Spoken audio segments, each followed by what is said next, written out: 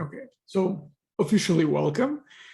In this evening, we will be talking about self-image and hair pulling and sort of how these two interact with each other and feed into each other, and then how to break this cycle that they form.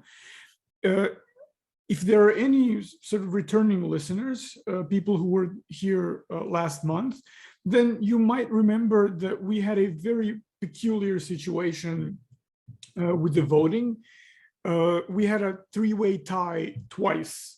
So in the first round and the second round of voting. So this topic is a kind of a hybrid that ended up being created, with the strange voting. So vote now, the poll is active. And then when I finish talking, I will tell you what our topic will be in October. And if there are any topics that you would like to hear about, please just put them in the Q&A and I will put them in the poll for next month, and then you can vote for them as well. Any questions that you may have, type them in as they come to you. And then in the end, when we start the Q&A, I will answer all of your questions, or at least most of them. So this evening, we will be talking about several topics. So we'll be talking about self-image and how hair pulling impacts our self-image, and then how self-image can sometimes facilitate and even help maintain hair pulling. We'll be talking about self-worth and self-esteem. What are some similarities and some differences? We will talk about the vicious cycle, what I mentioned, sort of how they generate each other. And we will be talking about sort of what's the way out of this cycle. Now, I have to admit that combining all the topics that you selected into one webinar was exceedingly difficult. And my first draft of this was so long that it could have been a 2-day workshop. So I had to strip it down. And so expect that this webinar will be kind of like a comprehensive overview.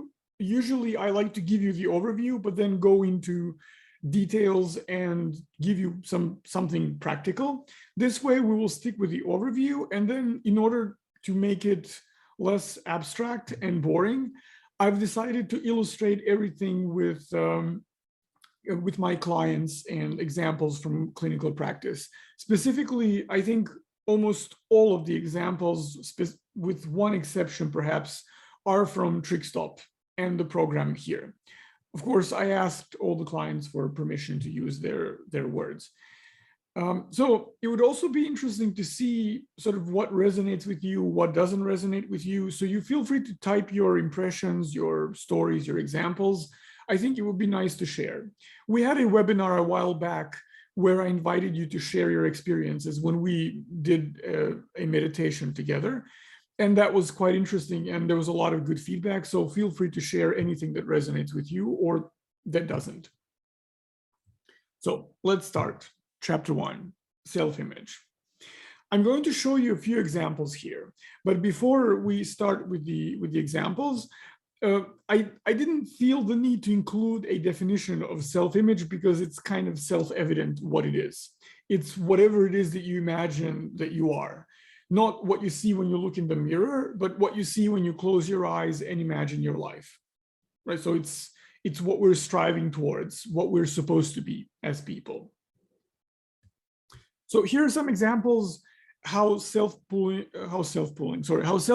and hair pulling relate with one another.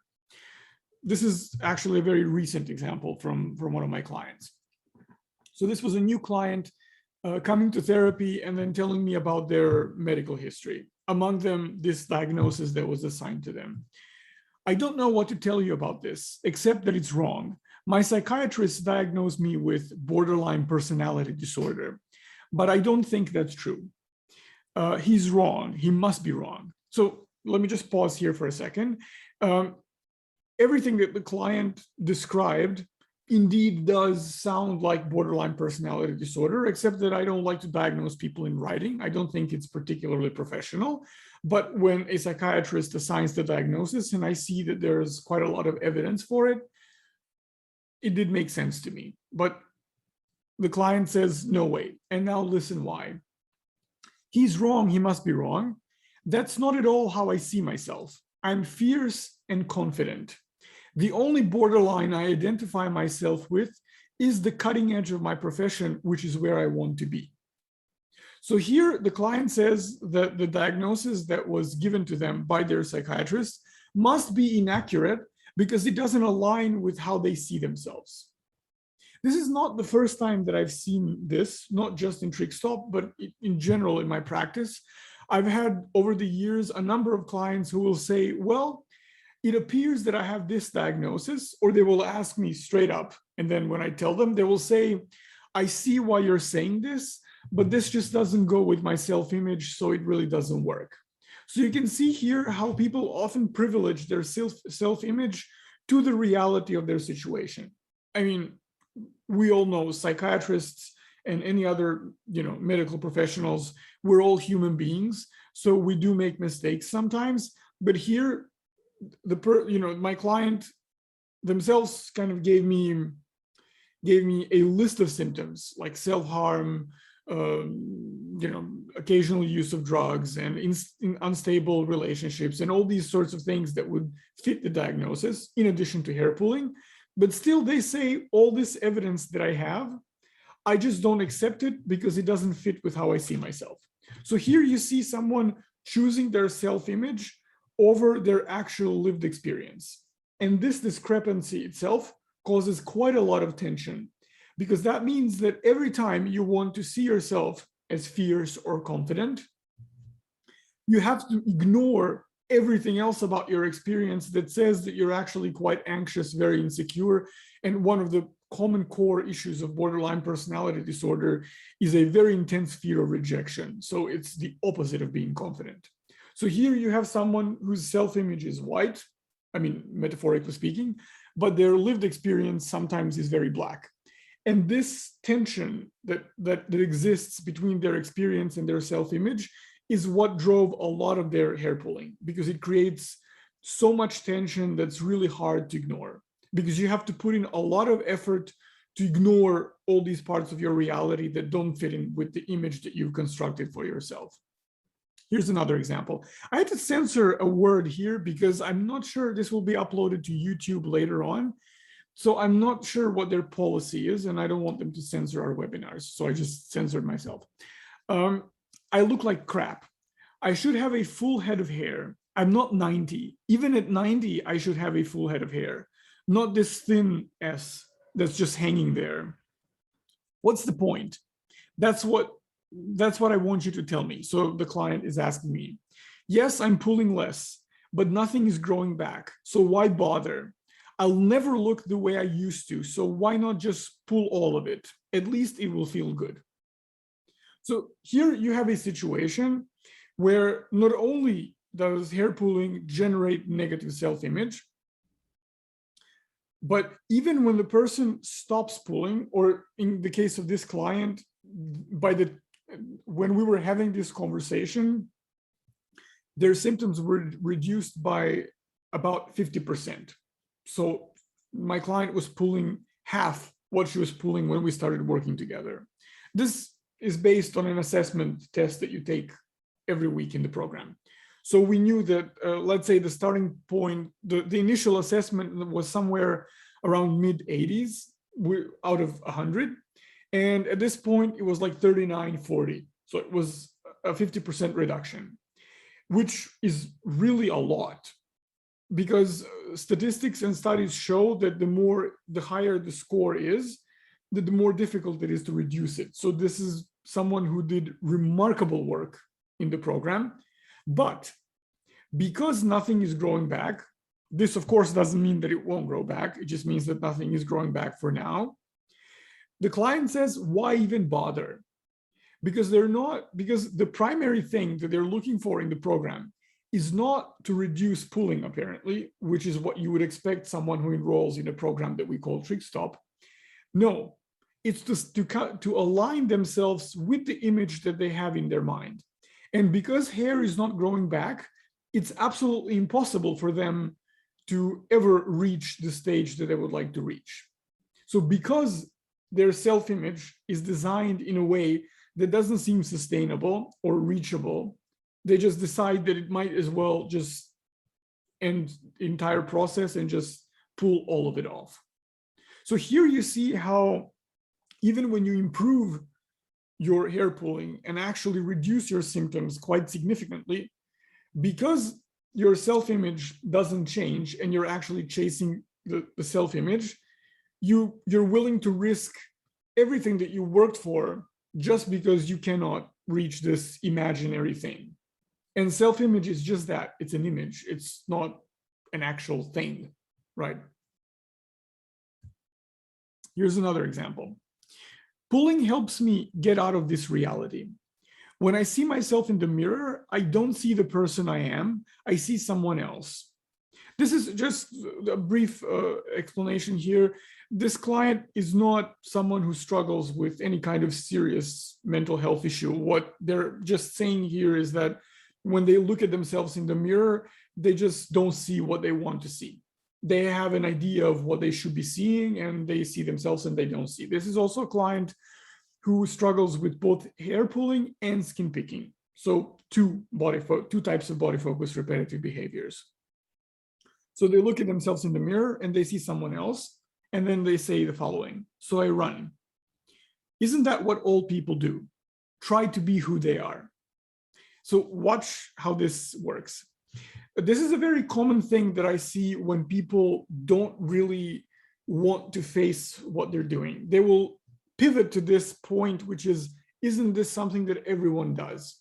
So for example, I will point out sometimes that a client is being very hard on themselves, and then they will say, well, isn't everyone really hard on themselves sometimes? Which is kind of like saying, like, you have a corrupt government, and then the response is, well, isn't every government a little bit corrupt? Like, that makes this form of corruption okay, right? So right here you see that this is a person that wants to run away from the implications of their self-image. And then look at the following sentence. I find this to be very revealing. So isn't that what all people do? So here you can already kind of smell resistance. But then look, try to be who they are. So by running away from their actual mirror image in the mirror, the client is trying to be who they are. I guess fantasy is what works for me.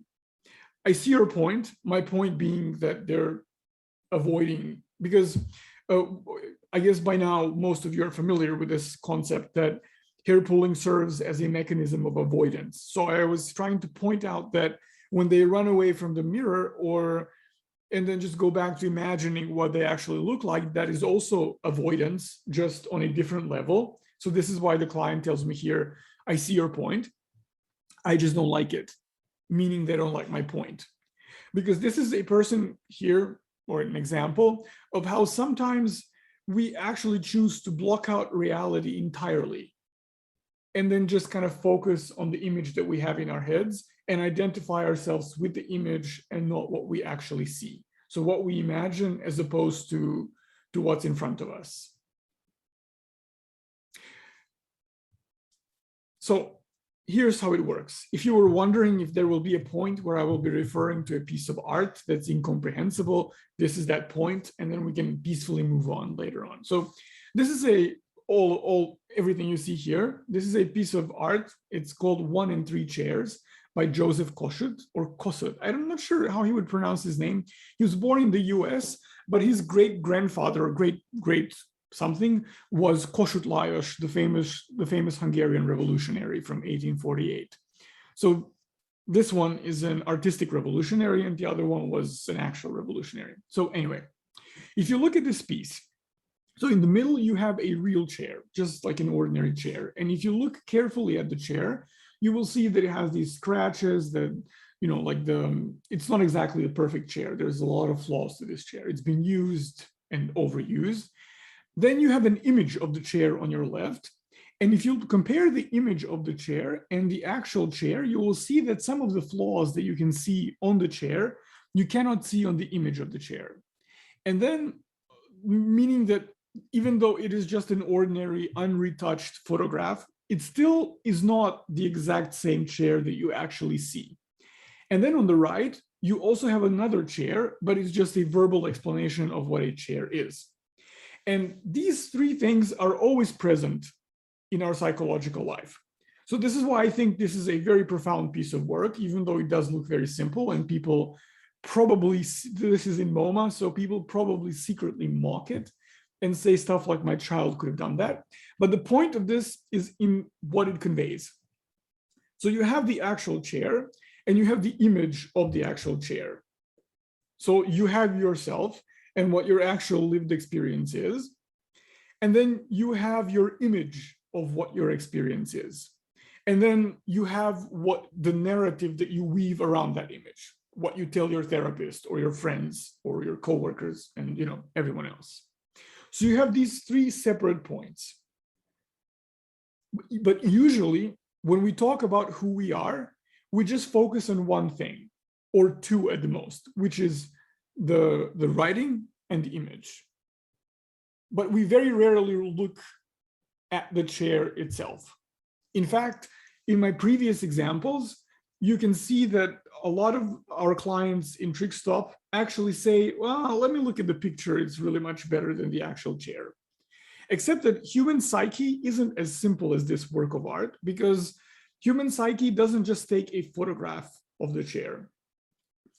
Human psyche will add, like golden decorations to this chair, and it'll give it different colors, and it will make it bigger, and it will make it the most elegant chair ever, so, and that's what we will identify with.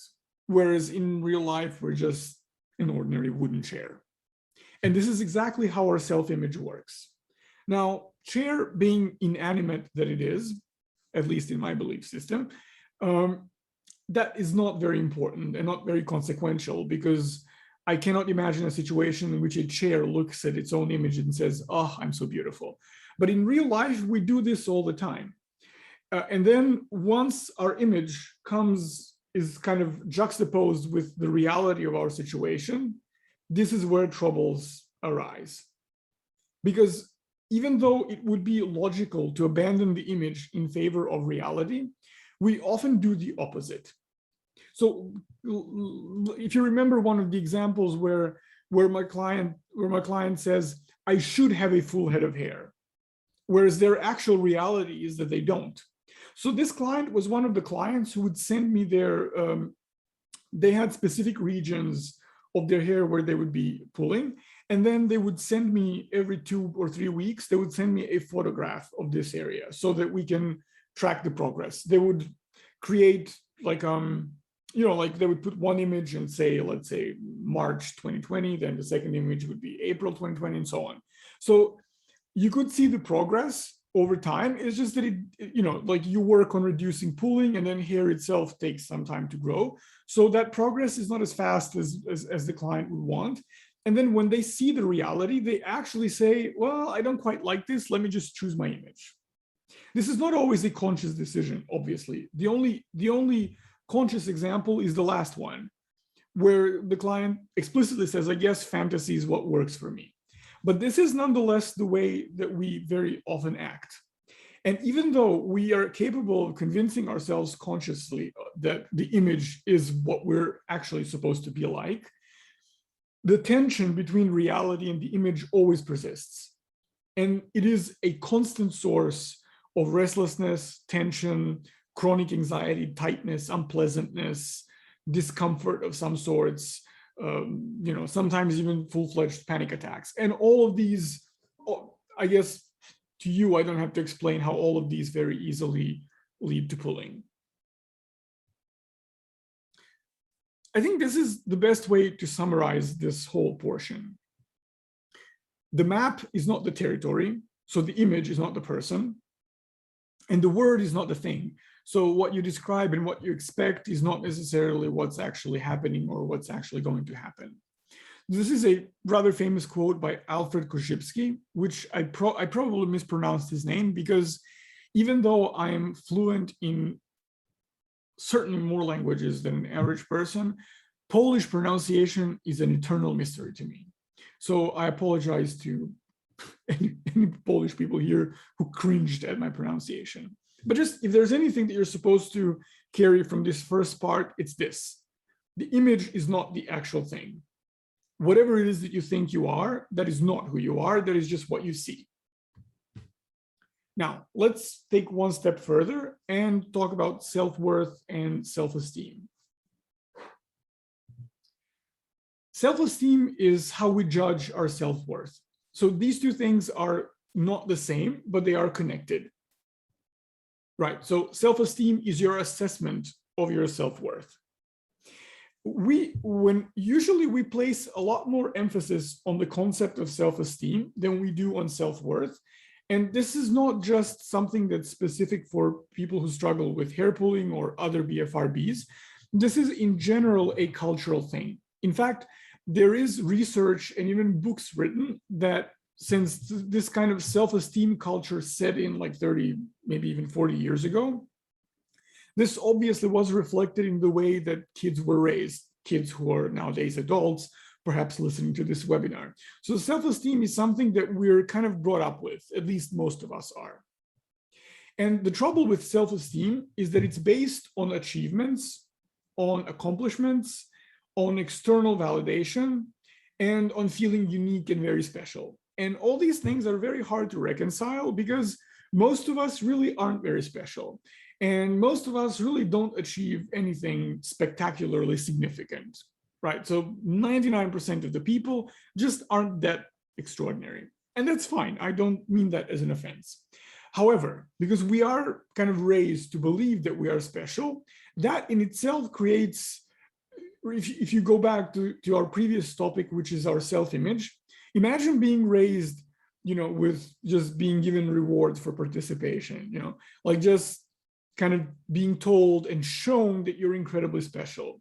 The kind of self-image that creates is not the kind of self-image that would be easy to actually achieve or even come close to. Because continuously having to be unique and special creates a lot of pressure.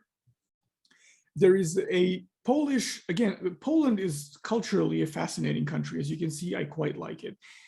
Some of my favorite writers are actually from there. But there was a Polish sociologist, Polish-British, I guess, called Zygmunt Bauman, who, if you're interested in kind of understanding how postmodern subjectivity is like and how it differs from older forms of subjectivity, he is your go-to guy. And he's really very accessible and easy to read. And in one of his books, I believe it was Liquid Life or Liquid Love, one of these two books, he talks about how in the world in which we live in, we all have an imperative to be very unique and special.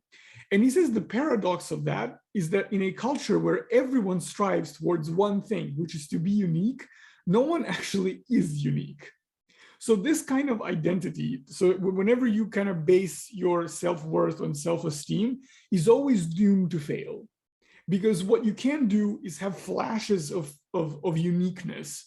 You can feel that at certain points, but they inevitably go away because everyone is on the same mission as you are. So everyone continuously tries to be unique, and because you have to compare yourself to others, otherwise, how can you possibly be unique unless you're somehow fundamentally different from everyone else? That means that you have to continuously compare yourself and continuously fail. Essentially, following self-esteem as a way to feel good about yourself means that you will constantly have to refer to the external world and constantly fail. So self-esteem as a measurement of your self-worth is really very rarely, if ever, going to bring any degree of happiness or even calm to anyone. Christine Neff, who is one of the most famous researchers in the field of self-compassion, she made this very nice observation, which is that to be called average is considered an insult in our culture. In fact, my mouse remains stuck on the upper bar of the how do you call it, of Zoom, so I could see participants. And as soon as I said most people don't really ever achieve anything quite significant, one person just left. So someone was just insulted by what I said. So the trouble with self-esteem, just to kind of underline this, is that it requires constant comparisons and judgments. And the trouble with that is that validation comes and goes. It's like a hit of drugs. You feel good for some time, and then the effect wears off. It's actually kind of similar to pulling. If if you think about it, because the gratification and the soothing that pulling brings is really like a shot of something. It's very temporary, lasts a short time, and then goes away. And then after a while, once tension and intense experiences accumulate again, you have to do it again. And the same goes with validation that comes from needing confirmation of your value in order to have self-esteem. So if my self-worth depends on just getting that all the time, how on earth can I know that I'm valuable just by myself? And the thing with self-worth is that no one should actually ever have to work to earn it. You are worthy just because you exist. And so am I, and so is everyone else. I remember this, I read it in a book, but because now I have to remember the title, then obviously I cannot as it goes. Oh yeah, so it's a book called, well, anyways, I cannot remember the book, but it was written by Dalai Lama's former translator. It's a book about self-compassion. And in this book, he talks about this encounter where like there were these, there still are these encounters between the Dalai Lama and the neuroscientists, and actually all kinds of scientists, where they basically compare and contrast their different systems of beliefs and sort of see what Buddhist philosophy or psychology, because Buddhism has a very well-developed science of the mind. And it's very convenient to test scientifically. So scientists can learn a lot from Buddhist psychology. This is why mindfulness is so popular now, because it's very useful for practical testing, so we can kind of operationalize it and measure it. So these scientists meet with Dalai Lama all the time, and there's even one book edited by Francisco Varela that shows all these dialogues, and it's a fascinating book, really. Anyway, so the story goes as follows. So someone stood up and asked the Dalai Lama, so what is it that Buddhist psychology or philosophy, like Buddhism in general, what is it that it can offer for people who continuously think they're not worthy? And the Dalai Lama was, the Dalai Lama speaks English very well, but he was a little bit confused by people who think they're simply never good enough. And then he turned towards his translator, and then his translator had to translate for like 3 minutes. And it became obvious that there's something happening there in translation. And apparently the Dalai Lama couldn't really quite understand, and you cannot quite apparently translate that to Tibetan, because in Buddhism, the idea that someone is unworthy simply does not exist. That you can be a horrible person, but you still have this basic level of self-love. And in the West, because we continuously sort of measure our self-worth on our successes or failures, as the case is more often, we have this idea and then we continuously fail.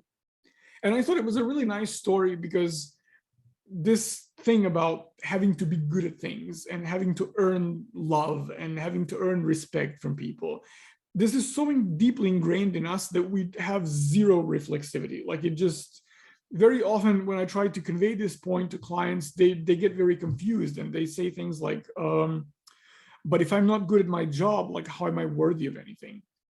Or a more colloquial way, a more common way that I hear this is, if I'm not being productive, then why the hell do I exist even? It's almost like people continuously have to produce and do something in order to feel worthy.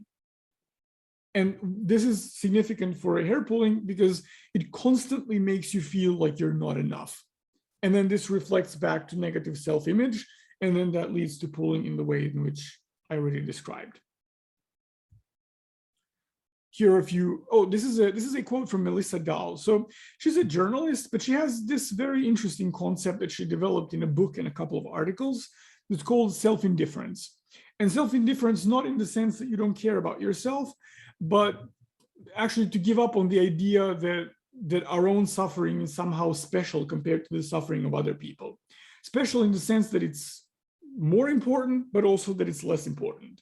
To kind of see that we all suffer, and suffering is, it might be situated in a different context or caused by a different thing, but it is a universal experience. Because according to her, at least, this is one way in which we can connect and heal together. So here's one quote from her. You are important and you're worthy of love, just like we millennials were taught in school, but that's true only because everyone is important and everyone is worthy of love. You matter because everyone else matters.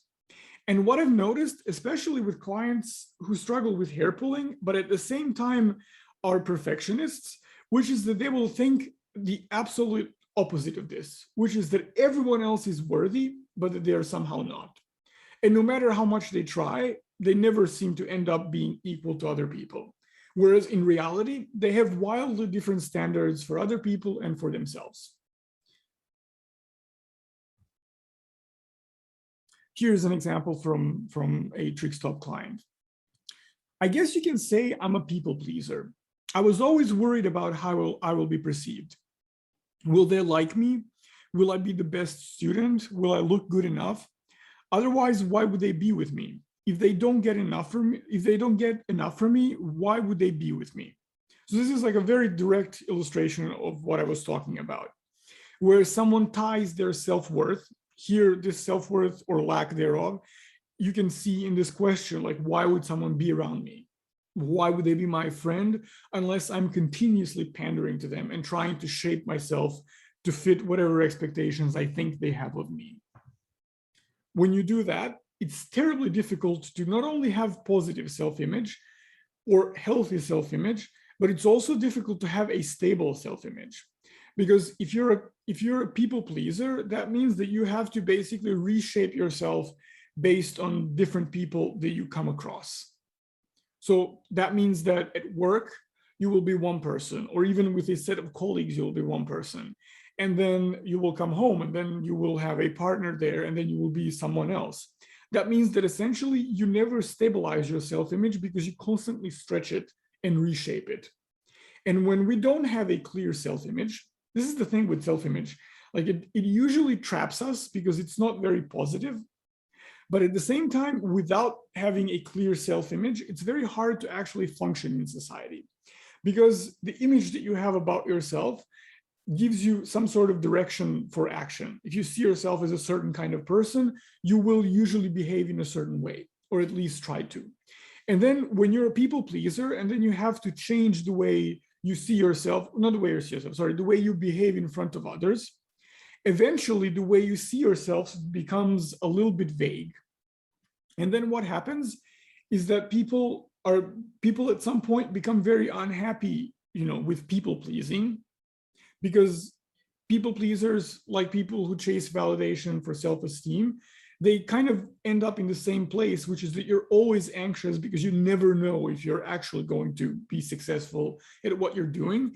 And in addition, you always have to change strategies. So with different people, you basically have to emphasize different facets of your personality, and sometimes even behave in a way that's not authentic and not close to who you are. So the trouble with behavior like this, when it persists for a very long time, is that you actually lose sight of what your self-image is. So in the beginning, I was talking about people who have a self-image that is very clear and very precise, but very remote from their lived experience. And it causes a lot of suffering. This would be, with people pleasing, a kind of other extreme, where you chase after validation to such an extent that you actually lose sight of your self-image because you're so obsessed with how others react to you that you're more concerned with the image that they have rather than the image that you have. And then when you don't have a clear self-image, that means that when you're on your own, you simply don't know how to act. So if it's too clear and too far removed from your experience, not good, a lot of anxiety, a lot of tension, a lot of anger. But then if it's too vague and if it's very unclear, then it's useless. And then you don't know how to act. So again, you end up with a lot of anxiety and a lot of frustration and a lot of insecurity. So either extreme that you go towards, it always has its downside. Right? So neither one of these is actually healthy. And both of these at the same time lead to pulling. This is why I said that this should be at least a series of webinars, if not a workshop, because it is a very complex topic and I think quite an important one. Let's just take a look at a few examples from the program. So this is a person that came subscribed, registered to TrickStop, and immediately as we started talking, one thing popped up, which is that a lot of their pulling, if not all of it, has to do with burnout and stress that they experience at work. So this person was an engineer working at a project that was, in their words, quite important, but since I'm not an engineer, I really have no clue, and I trust my clients, so it was an important project. And so on one hand, the client tells you, this work is killing me. I pull just to get rid of the stress.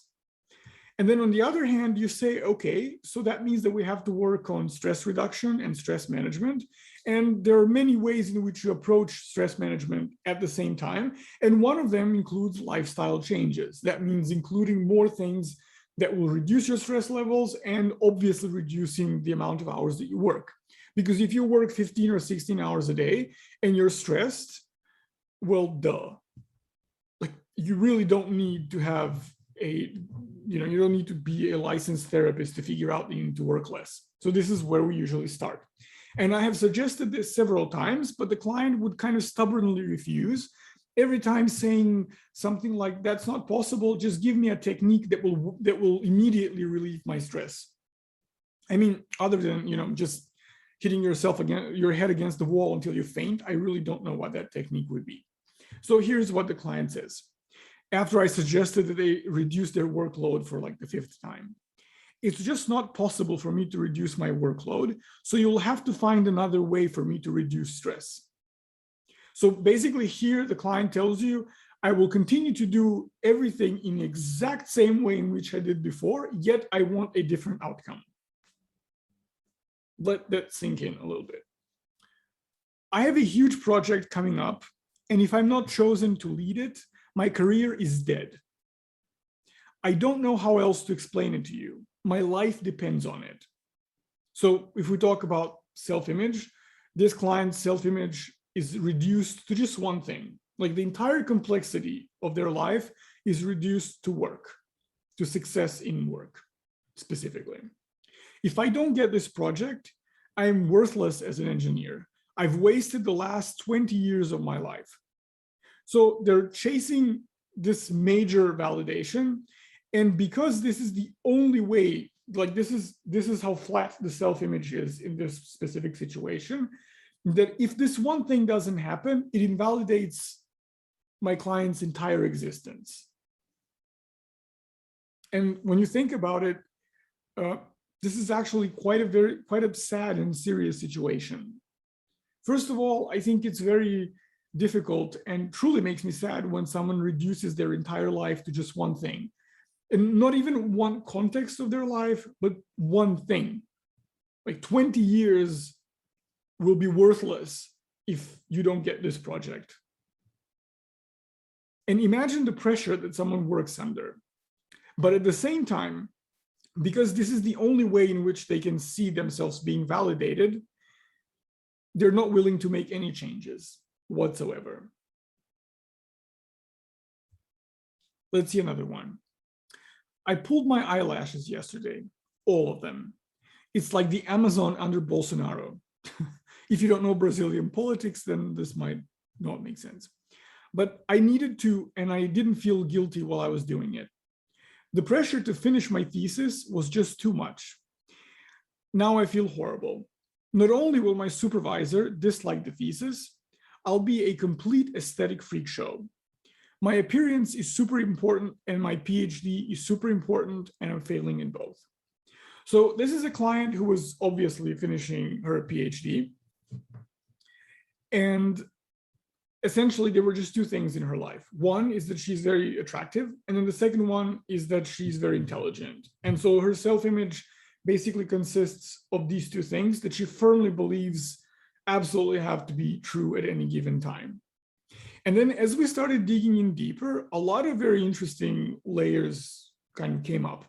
In fact, the whole development of therapy with this client was very interesting in the sense that she started the program and then just disappeared. Disappeared in the sense she was still subscribed to the program. I could see that she would check in sometimes, but she really wouldn't write a lot. She would write something impersonal like once a week, or maybe even less than that. And then at one point, when her PhD deadline was approaching, she started intensely writing all the time. This happens quite more often than I expected, before I started working for Trickstop. And then when we started working intensely, we focused a lot on this part about appearance. So it's super important, yet at the same time, you pull your eyelashes and then destroy such a valuable part of your self-image.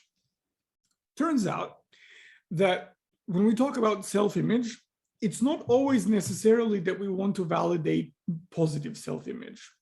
It's the negative self-image in this case. So she indeed did see herself as being very intelligent, and the significance of her PhD really was in that. But when it comes to her appearance, to the aesthetic part, as she says, what she was actually doing was, her self-image wasn't that she has to look beautiful. It was in fact that she never will. And so in this way, pooling would help her alleviate some tension and that was created by the deadline for the PhD. But at the same time, it wouldn't invalidate, it would actually validate a part of her self-image. So it was a very paradoxical situation where someone feels invalidated and validated at the same time, on different levels, obviously. But as you can see, hair pulling is not necessarily always an enemy, even if it does bring suffering. And this is a very important point that I will elaborate on a little more later on. It's a very counterintuitive point, and in therapy, when and if I do bring it up, I usually have to be very tactful and gentle about it, because people tend to react sometimes even aggressively to the idea that pooling might not be just this horrible thing that you do, but that it actually does something, under quotation marks, good. So let's just try and assemble this into one picture. Hair pulling so often stems from low self-esteem, as you can see, and low self-worth. When self-worth is based on self-esteem, you usually have low self-worth as well. At the same time, hair pulling helps maintain low self-esteem, thus helping the cycle continue. The same goes for self-image, because they link directly one into the other. There is actually there's a series of studies that show that as self-esteem seems to be rising among the general population, so people, when they present themselves, will tell you how awesome they are. What seems to be happening parallel to this trend is that anxiety skyrockets and suicides skyrocket. So self-esteem allows us to present ourselves to people in a certain way and to imagine how super cool and unique we are. But the side effects that it carries include a lot of anxiety. And when I say anxiety in this sense, I mean a lot of anxiety related disorders, and that obviously includes hair pulling as well. So the really difficult question to ask is not if one can get out of that vicious cycle. So if is not the question, everyone can, but whether or not one wants to. This question may seem, absurd and upsetting, as I said, but it's really not a meaningless question to ask. People who struggle with hair pulling are quite often reluctant to use new techniques to try and keep pulling under control. So at the same time, you have a person who comes to therapy and says, I really need help, and they genuinely, truly mean that. So it's not someone, who comes to put up a performance. They actually mean that. But then what happens in the reality of their experience is that they don't use the insights that they get, and they don't use the tools that they learn about. So sometimes they will find the right techniques. They will see that these techniques work, and then they will just stop using them. In fact, many times, even before they come to therapy at Trickstop, I usually ask people about what they've tried in the past. And very often I will see that they have found at least one or two techniques that would work for a specific period of time, but then they say pulling comes back. And then I ask, so what happens? What was happening in your life at that time? Or if you decided consciously to stop using these techniques, why was that? And then they will tell you, I don't know, I just stopped. And stopping is a conscious decision. Like even if it's not a conscious decision in the moment, if you do X every day and then you stop doing X, you will notice at a certain point, and then you will consciously have to either change or not change. So in this sense, even if the decision is not conscious, there is quiet acceptance of it. So this indicates that maintaining this vicious cycle may actually have some sort of a benefit. The example that I kind of touched upon is the client who was validating her negative self-image about the way she looks. So that was a very complex family situation and how gender roles were seen in her family and what messages she got from her parents, specifically from her father and so on. But that's not all I mean here. I will give you a few examples, again, from therapy. You asked me something a few days ago, and I didn't respond because I didn't know what to say. This happens frequently. Your question was about how I used to wear my hair before hair pulling, and I have no memory of that. That got me thinking. This weakness, so that would be hair pulling, has been with me for so long that I forgot who I was before, or I never knew in the first place. Isn't that scary? I don't know life without hair pulling. I don't know if resistance comes to your mind when you hear this, but as a therapist, that is the first thing that comes to my mind. And here's why. I don't know life without hair pulling. Remember what I said, but you might not remember because I talk too fast sometimes, how self-image, even when it's not really good, healthy, or useful, is actually necessary because this is how we know how to act in the world based on how we see ourselves. If you don't know life without hair pulling, that means that you actually don't have a self-image that doesn't include hair pulling. So changing and giving up hair pulling can actually mean that you have to give up everything you know about yourself. In reality, it's never everything you know about yourself. But when you struggle with something so important your whole life, or for a large chunk of your life anyway, a lot of your life tends to be organized around it. And so hair pulling in some instances is like a pillar that holds the rest of your self-image together. Taking that out means that everything else will fall apart. So even though it causes a lot of hurt, a lot of pain, a lot of shame, hair pulling actually is something that brings a person together. It makes them feel coherent, cohesive. Of course, this is changeable. I have to sort of underscore this. If anyone of you has this experience, it would also be interesting if you share it in the Q&A. I'd be happy to read it because I'm sure that there's much greater diversity of experiences than what I'm able to show in one webinar. There was Jacques Lacan, the famous French psychoanalyst, famous for being completely incomprehensible and yet fascinating. He once said in one of his last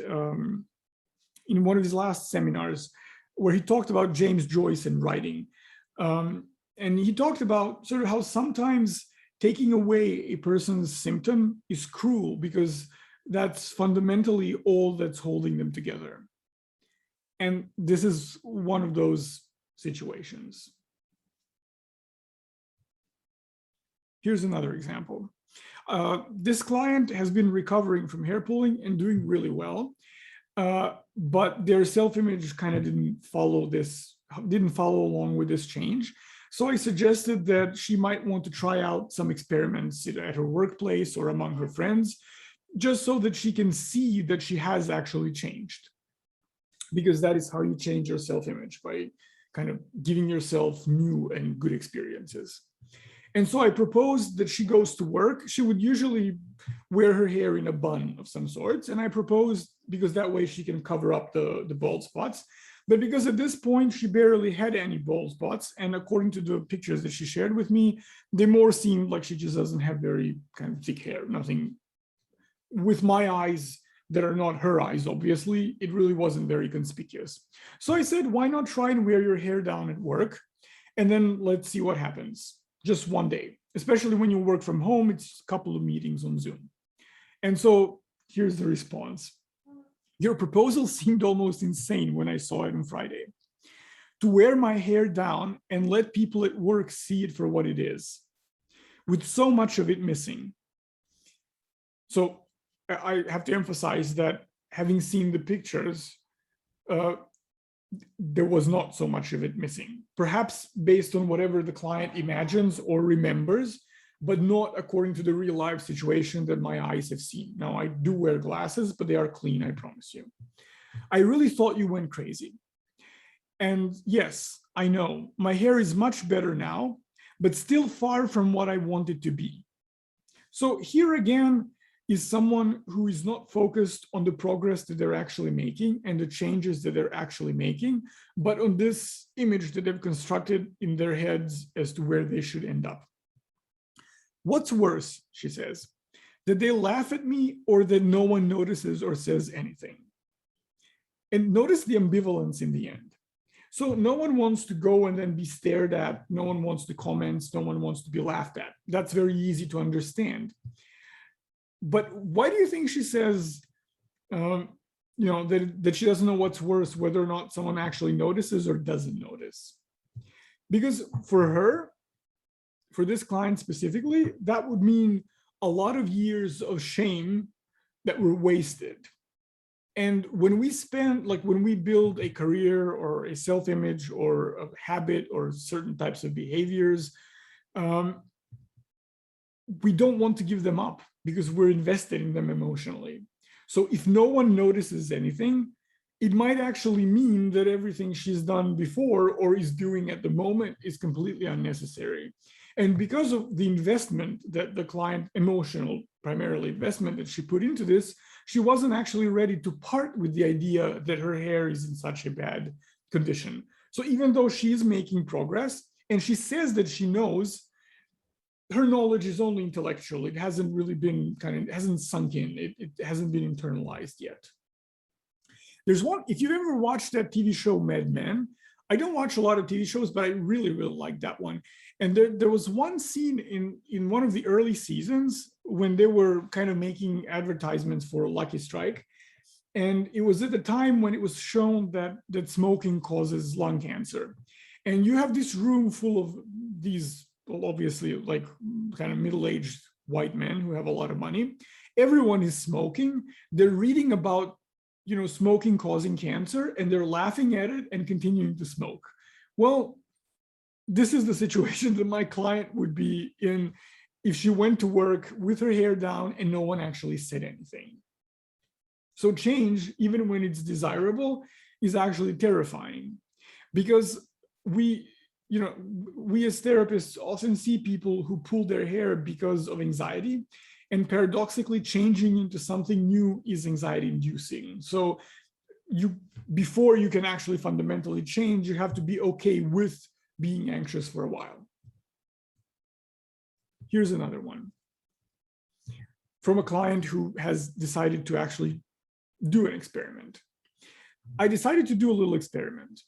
I told my boyfriend that I pull my hair. This was a client who had a, let's say, relatively new relationship, a couple of months. It was so difficult to utter out loud. I started crying, and then he hugged me. And then I cried more. And at the same time, I was worried that as he was hugging me, he might see that I have a nickel-sized bald patch behind my ear. He said it was okay and that he loves me. Her boyfriend ended up being extremely supportive and very useful in our work together. And it felt so good to hear it. But then I woke up this morning and thought, what have I done? And so being a nitpicking person that I am, as soon as I read what have I done, it kind of struck a chord with me more than anything else. Like, I was very happy that her boyfriend was accepting of her pulling. There was a lot more that she wrote. This is just one piece of her message. So that was all great, and I was really very happy. But this last part was, what have I done? So you've just shared something that you thought was a shameful secret to someone you deeply care about. They said it's fine, and they will help you go through it and heal. And you wake up feeling guilty. Isn't that an interesting phenomenon? So this is also when we feel guilt, so I think we had one webinar on emotions, so you might be familiar with this way of thinking, but the way that I look at emotions is as if they were messages. So this is our psyche just alarming us to something. And when we feel guilt, guilt usually tells us that we've broken a very important rule. Like we've kind of jumped out of our self-image for a second or two. So that means that disclosing and sharing pulling with someone else, no matter how they react, is inherently bad. And that means that the right thing to do is to continue to hide pulling. And when you lock yourself up in shame like that, then pulling exists as a completely private experience, so separated from your social relations or public life in general. And when something persists as private experience, what happens is that it's very easily continued for a very long time because there's no one to hold you accountable and literally nothing that would facilitate change. Because in the case of this client specifically, she would go to her bathroom, she would pull and then go out. And then once she closes the door, removes all traces of pulling. It's as if she's never pulled at all. So for her, there was a part of her that wanted to maintain pulling as this private little thing because it was such an important resource. So this is also another example where change turns out to be, I can't say bad because it's not bad, but at least when we see that people are very often ambivalent towards giving up pulling. So what do we do with all this? Because I've given you quite a number of examples of people being in some sort of a dead end in a way. So how do you get out? So let's just briefly recap where we've been, what we've done and said and established so far. So self-image is kind of a necessary evil. So we needed to navigate life, but it also puts us in a cage of our own making. In constructivist psychology, the way that George Kelly likes to think about this is that we basically have free will to see ourselves in whatever way we want. But once we fix a certain self-image, then we've lost our free will. So we literally trap ourselves into our own cages. Hair pulling is not a way out of the cage. In fact, we can, make the case that hair pulling in itself is a cage. But it certainly makes being in that cage more bearable because it distracts you from the cage. So your problem is the self-image, not the pulling, and it soothes you. So it alleviates the tension that the cage creates. I remember in our webinars, I often use my experiences from traveling to different places as examples of stuff. And a country that I mention very often because I deeply, deeply love it is Cuba. And one thing about Cuba that I always found particularly interesting is that even though their government is, by no means a gentle and tolerant government, people, especially when you actually become friends with them, so not when you're a tourist, no one will tell you anything when you're a tourist, but when you actually have friends there and deep and strong friendships, you will see that they frequently, if not continuously, make fun of their government. And this is a particular kind of pleasure. And I was thinking how this is actually an excellent way, because the joke, like they will exchange memes and send this kind of stuff. And I was wondering, why is it that their government tolerates this? Because they don't tolerate things that are really banal, and yet making fun of them in such a vicious way they will tolerate. And I came up with this conclusion is that it's because making fun of them gives people an outlet. So it reduces some of the anger and discontent that they feel. So overall, they stay in the same cage, but they just have a vent that makes them feel a little bit better. And that's what hair pulling does when you have a self-image that traps you. It gives you a vent to release a little bit of tension so that the whole thing doesn't explode. So self-esteem, not a good way to assess our self-worth, as we already established. So this is an important point from that part. Absence of continuous validation creates a profound self-doubt that pulling alleviates but does not resolve. And also absence of continuous validation is what we would call life, because it is absolutely not possible to be continuously validated in life. I think most of all because life just really doesn't care about the validation that we need. Perhaps the greatest trouble with hair pulling is how efficient it is, and how shame and guilt form a wall around it, making it important, but a heavy pillar of one's identity. So it becomes private, a lot is attached to it, and it's incredibly efficient in providing the soothing and the gratification that people badly need. And this is the main obstacle, I think, that people have when they need to give up pulling and when they need to try and change.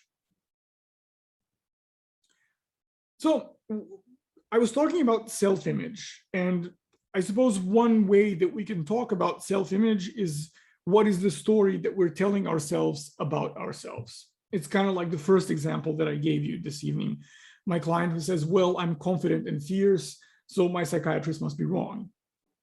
So we always have a story that we tell ourselves about ourselves.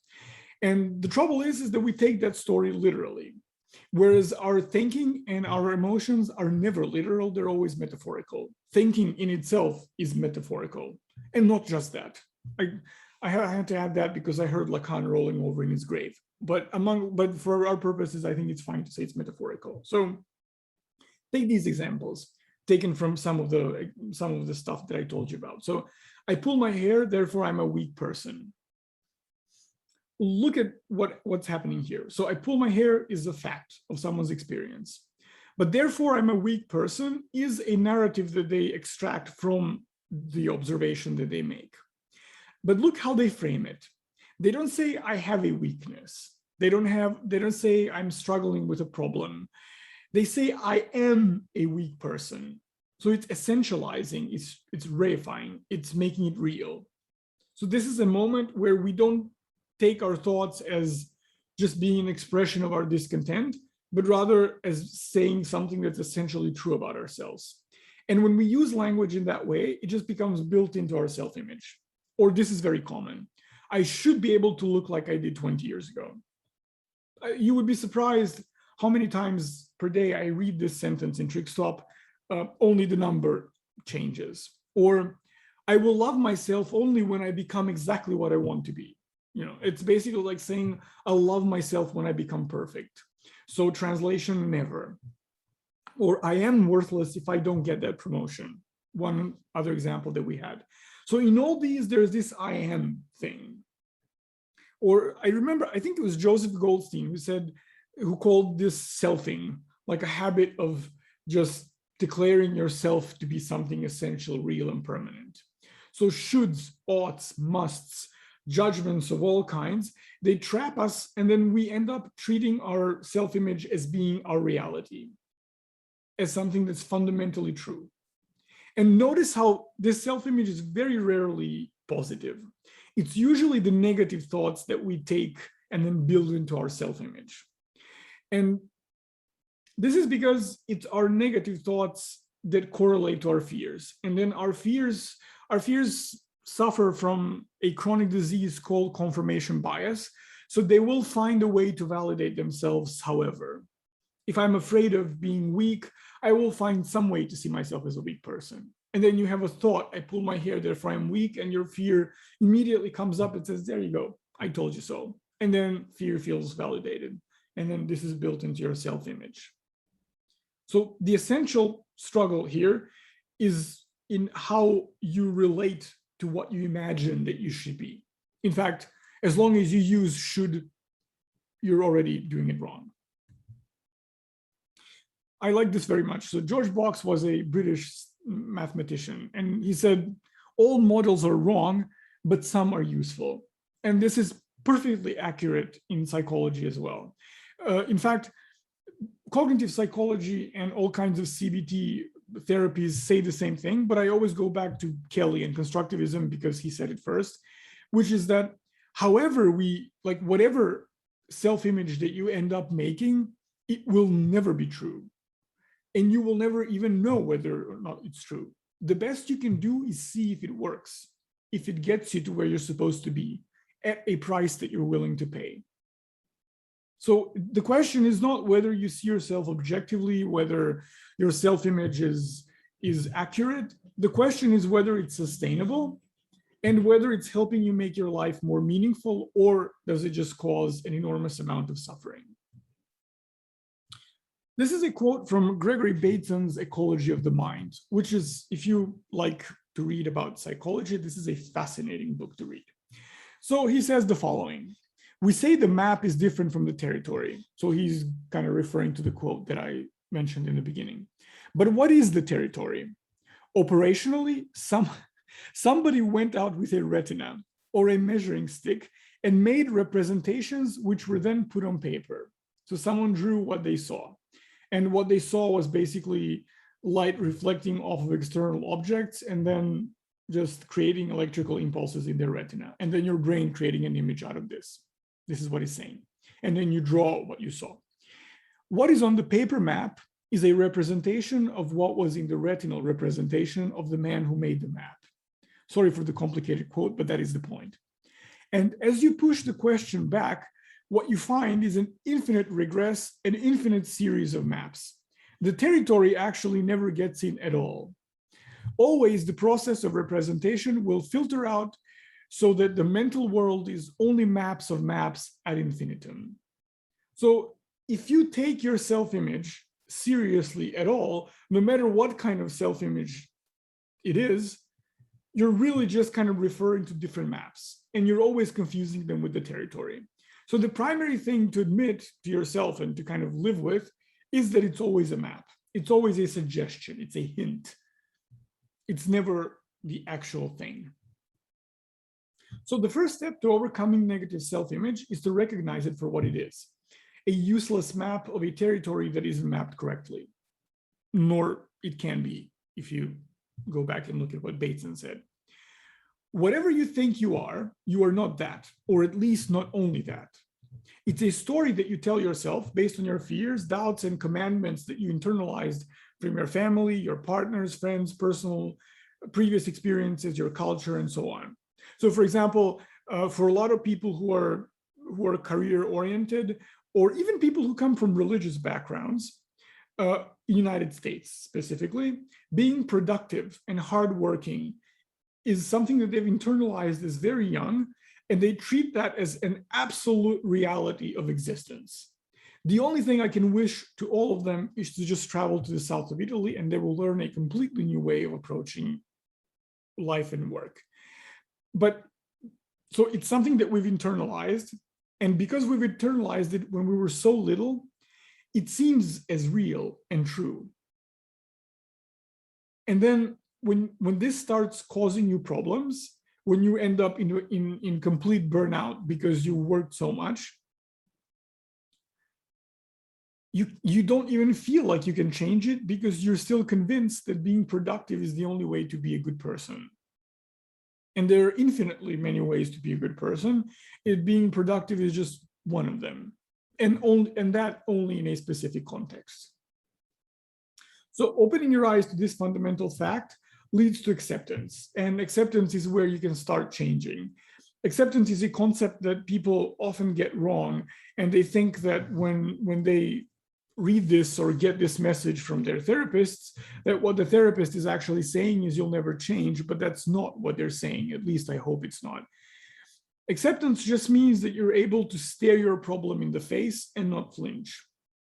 Like seeing it as a part of you and seeing it as an important part of you.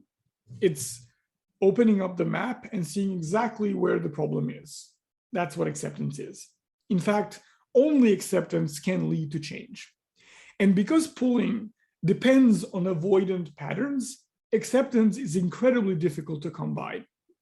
Because in the beginning of our program, if there's anyone here from the program, then you know, one of the things we start doing immediately is to tell people to install the self-monitoring app and then record as many instances of pulling as they possibly can and to gather as much information as they can. The app will ask you specific questions about what to enter. And then what usually happens is that people will say, I can't use the app is stupid, I don't like the app. Or I forget to use the app. Or, well, I use the app in the evening, but then I forget a lot, so I just type in what I remember. All this means just one thing. The more I look at my pulling, the less I'm able to accept it. And without this crucial step, seeing it in all its horror, it's very difficult to plot change. It's kind of like planning a trip to a certain place, but not having a map or a GPS system or even a tourist agency. That's exactly what changing without acceptance is. It's like doing surgery without a CT scan or an MRI. I mean, it's not recommended if it's not obvious. So developing a skeptical attitude towards our self-image allows us to play with it and try new things, to build new narratives. So you don't have to reinvent yourself tomorrow. That's not a realistic demand. But the first thing to do is to recognize that thoughts are thoughts, feelings are feelings, they all come and go, none of them represent reality, and none of them are who you are. At the end of the day, none of them are who you are. There is no possibility of change without this, and then consequently doing differently. And I didn't say doing better, I said doing differently, because change is very messy. So sometimes we will be making mistakes, and the only thing we can do from them is learn. But unless we have the freedom to make mistakes, then we won't really experiment, and then we won't really change. Thinking and analyzing is completely useless unless you put that to the test of your experience. So what I see, not that often, but often enough in therapy, is that people will come and then they will analyze their pulling from all sorts of perspectives, which is really good and important because acceptance, strategizing, finding good methods. But then whenever I suggest, so maybe you can try this out so that we can fix this one part, then they will start saying, well, I don't really know, this is very difficult, or I don't have the time. So for example, this morning when I was answering clients, one of my clients told me they don't have 5 minutes in the morning to do a breathing exercise. Like there's literally not a living person on planet Earth that does not have 5 minutes. Like if you see how much time you spend just scrolling through social media, you can see you can meditate endlessly every day. Nonetheless, do a breathing exercise for 5 minutes. Unless there's willingness to do differently, self-image will never change. So this is extremely important to know. Even if what you're asked to try out seems stupid, there should always be willingness to do so. Otherwise, thinking doesn't serve much of a purpose. Thoughts are tools. If they're not put to use, they're useless. And here's what my favorite psychologist says about this. This was written in the, I think sometime in the 60s. And it's still, I think, very true. A good deal is said these days about being oneself. It's supposed to be healthy to be oneself. While it's a little hard for me to understand how one could be anything else, I suppose what is meant is that one should not strive to become anything other than what he is. Sorry for the gendered language, but this was written a while ago. This strikes me as a very dull way of living, and I could not agree more. In fact, I would be inclined to argue that all of us would be better off if we set out to be something other than what we are. Well, he says, I'm not so sure we would all be better off. Perhaps it would be more accurate to say that life would be a lot more interesting. And this last point in the quote, this little kind of change of direction last minute, is terribly important. When you start changing, you will mess things up from time to time. This is absolutely necessary. There is no change without messing up. But there is always the next possibility of a change. So very rarely do we make, pardon the language, screw-ups that cannot be fixed and that are completely irreversible. But the fear that, especially for perfectionists, the fear that it will not change into something even better is often so paralyzing that they choose to stick with the self-image that they have and that causes so much suffering. Kelly, again, this is from the same essay called The Language of Hypothesis. It's not so much what man is that counts as it is what he ventures to make of himself. So he doesn't really care what we are to start with. What's important is where we want to get and what we want to be. To make the leap, he must do more than disclose himself. By disclose himself, translate this as become vulnerable. He must risk a certain amount of confusion. So change always comes with confusion. Confusion comes with anxiety. So to change, we have to learn how to cope with anxiety to begin with. Then, as soon as he does catch a glimpse of a different kind of life, he needs to find some way of overcoming the paralyzing moment of threat, for this is the instant when he wonders who he really is. whether he is what he just was or what he is about to be. And this stage where you're just starting change, when you're implementing something that seems silly or inappropriate or uncomfortable, this is very, very common when it comes to implementing behavioral changes, that people will say, I don't want to try this, it's uncomfortable. But this limbo where you find yourself in is a very delicate situation. Saying no while you're there immediately takes you away from change and validates your resistance. So now on to someone a little easier, I think, to follow for people who don't like complicated psychology. Brené Brown. This is from her book, Daring Greatly. Vulnerability is the birthplace of love. So the disclosure that Kelly talks about. So that is where we start loving ourselves and others as well. So vulnerability is the birthplace of love, belonging, joy, courage, empathy, and creativity. It is the source of hope, empathy, accountability, and authenticity.